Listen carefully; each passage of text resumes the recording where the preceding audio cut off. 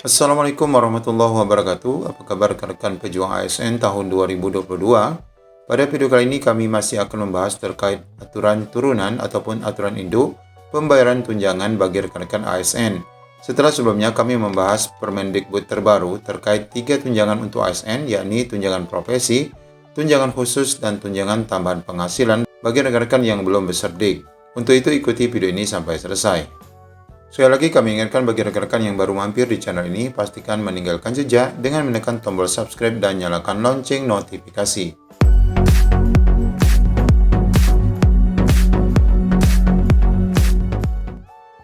Ya Bapak Ibu sekalian, setelah kami membahas terkait Permendikbud terbaru tentang petunjuk teknis pemberian tunjangan profesi, tunjangan khusus, tunjangan tambahan penghasilan bagi aparatur sipil negara atau ASN di daerah, baik itu di provinsi maupun kabupaten kota, yakni Permendikbud nomor 4 tahun 2022 terbit tanggal 22 Januari tahun 2022. Karena masih banyaknya pertanyaan terkait hal itu, maka kami akan tunjukkan aturan induk, yakni berkenaan dengan Peraturan Menteri Keuangan Republik Indonesia nomor 119 PMK 07 tahun 2021 tentang pengelolaan dana alokasi khusus non-basic.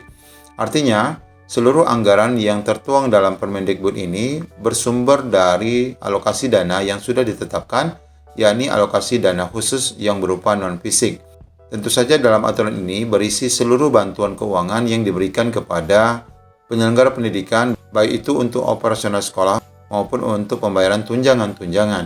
Nah, di sini ada beberapa komentar ataupun pertanyaan yang diajukan rekan-rekan setelah menonton video terkait pembayaran tunjangan bagi ASN. Di mana yang pertama adalah tamsil itu kebijakan daerah ataupun dari pusat.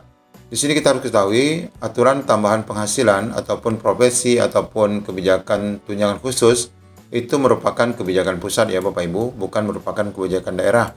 Artinya dana ini dibayarkan dari APBN atau dari dana dekonsentrasi atau biasa disebut dengan dana dekon. Kemudian di sini ada pertanyaan, P3K dapat TPP enggak Pak? Di sini menanyakan apakah P3K itu juga mendapatkan tambahan penghasilan. Secara umum tentu saja iya, karena P3K juga merupakan ASN ya Bapak Ibu. Kita akan lihat lagi nanti dalam Permenq, apakah nama P3K ini nanti akan disebutkan dalam aturan Permenq. Kemudian pertanyaan dari Ibu Rahmawati, admin saya honor SDN di kabupaten saya. Sudah memiliki serdik, apakah saya dapat menerima tunjangan sertifikasi? Dan apakah saya masih menerima honor dari sekolah? Ya, pertanyaan Ibu Rahmawati ini adalah terlepas dari kebijakan yang sudah kita bahas bahwa beliau masih honor ya. Kalau masih honor, maka pembayaran tunjangan sertifikasinya nanti akan ada aturan lain yang mengaturnya. Ini hanya untuk membahas aturan tunjangan sertifikasi untuk ASN. Artinya Ibu Rahmawati tetap mendapatkan melalui aturan Permendikbud yang lain. Kemudian kalau sudah sertifikasi, apa masih dapat TPP enggak? Ya, untuk Ibu Nini, kita ketahui bahwa di dalam aturan tunjangan ini ada 3, yakni tunjangan profesi, itu dikhususkan untuk yang sertifikasi, kemudian untuk tambahan penghasilan atau TPP, itu untuk yang belum sertifikasi. Artinya ini salah satu ya, kalau sudah mendapatkan profesi, tidak mendapatkan lagi TPP. Baik Bapak Ibu, untuk itu kita akan coba intip saja Peraturan Menteri Keuangan Republik Indonesia nomor 119 PMK 07 tahun 2021 yang membahas tentang alokasi dana khusus non-fisik yang menjadi aturan induk Permendikbud nomor 4 tahun 2022 tentang pembayaran tunjangan Bapak Ibu. Nah, di sini Bapak Ibu ada aturan yang sudah menetapkan tentang pengelolaan dana alokasi khusus non-fisik yang dikeluarkan Menteri Keuangan Republik Indonesia.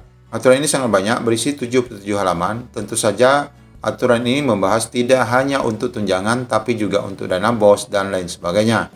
Kita akan coba lihat saja beberapa aturan yang mengatur tentang tunjangan. Ya baik, kita akan lihat dulu pada ketentuan umum, yakni pada pasal 1 poin ke-12. Di sini disebutkan bahwa pegawai pemerintah dengan perjanjian kerja yang selanjutnya disingkat dengan P3K adalah warga negara Indonesia yang memenuhi syarat tertentu yang diangkat berdasarkan perjanjian kerja untuk jangka waktu tertentu dan dalam rangka melaksanakan tugas pemerintahan. Artinya Bapak Ibu bahwa P3K juga masuk dalam aturan ini Bapak Ibu ya. Kemudian di poin 13 kita lihat aturan yang mengatur tentang tunjangan profesi ASN, di mana di sini disebutkan bahwa tunjangan profesi guru aparatur sipil negara yang selanjutnya disebut dengan dana TPG ASN untuk daerah adalah tunjangan profesi kepada guru pegawai negeri sipil daerah dan guru P3K. Nah, di sini Bapak Ibu ya disebutkan P3K yang telah memiliki sertifikat pendidik dan memenuhi persyaratan sesuai dengan ketentuan perundang-undangan. Jadi ini jelas Bapak Ibu yang dinamakan dengan ASN tentu saja PNS dan P3K. Jadi Bapak Ibu tidak ragu lagi bahwa tunjangan profesi bagi ASN itu juga diperuntukkan untuk ASN P3K, khususnya yang berserdik, karena untuk profesi adalah yang berserdik. Kemudian di poin 14 disebutkan dana tambahan penghasilan guru aparatur sipil negara daerah, yang selanjutnya disebutkan dengan dana tamsil guru ASN daerah, adalah tambahan penghasilan yang diberikan kepada guru pegawai negeri daerah dan guru P3K yang belum mendapatkan TPG ASN daerah. Nah ini Bapak Ibu ya. Jadi untuk dana penghasilan ataupun tamsil itu juga diberikan kepada ASN P3K. Ini ada yang bertanya bahwa katanya ASN P3K tidak mendapatkan tamsil. Dalam aturan Permenkyu ini sudah disebutkan bahwa yang mendapatkan tambahan penghasilan tidak hanya PNSD ya, tetapi juga ASN P3K. Dengan catatan beliau ataupun mereka belum mendapatkan TPG ASN daerah, ya ini tunjangan profesi guru, di mana mereka yang sudah berserdik. Jadi hanya salah satu saja.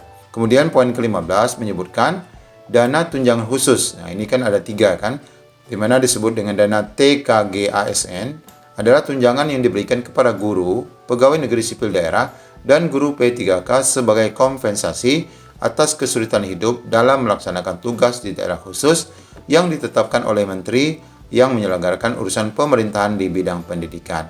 Ya tentu saja untuk rekan-rekan yang berada di sekolah di bawah Kementerian Pendidikan, maka penyelenggaranya adalah Kementerian Pendidikan, di mana pelaksanaan teknisnya adalah berada di Dinas Pendidikan, baik itu provinsi maupun kabupaten kota. Jadi jelas Bapak Ibu ya, terkait peraturan Permendikbud nomor 4 tahun 2022 yang sudah kita bahas pada video sebelumnya, berkenaan dengan petunjuk teknis pemberian tunjangan profesi, tunjangan khusus dan tambahan penghasilan guru ASN ini tentu saja diperuntukkan untuk ASN PNS dan juga ASN P3K. Semoga ini menjadi pencerahan bagi Bapak Ibu dan tidak ada lagi pertanyaan. Hanya saja tergantung pada pelaksanaan teknis yang ada di lapangan, yakni pada Dinas Pendidikan Kabupaten Kota dan Provinsi di wilayah masing-masing. Demikian informasi dari kami. Assalamualaikum warahmatullahi wabarakatuh.